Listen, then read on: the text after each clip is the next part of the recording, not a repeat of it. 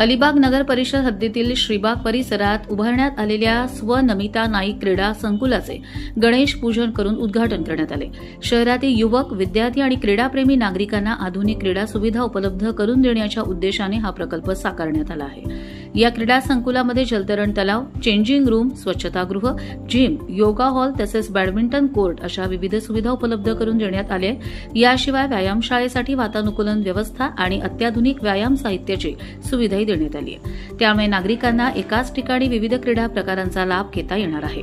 नागरिकांसाठी मासिक शुल्कही निश्चित करण्यात आले असून जलतरण तलाव आणि जिमसाठी प्रत्येकी ₹1000 तर बॅडमिंटन, टेबल टेनिस आणि कॅरमसाठी प्रत्येकी ₹500 शुल्क आकारण्यात येणार आहे।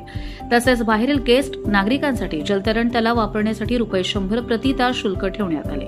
यावेळी आमदार महेंद्र दळवी, नगराध्यक्षा अक्षया नाईक, माजी नगराध्यक्ष प्रशांत नाईक, उपनगराध्यक्षा मानसी म्हात्रे तसेच अन्य मान्यवर उपस्थित होते। या क्रीडा संकुलामुळे अलिबागमधील क्रीडा क्षेत्राला नवी दिशा मिळेल अशी अपेक्षा व्यक्त करण्यात आली आहे। कर्जत लाईव्हसाठी अमोल कुमार जैन।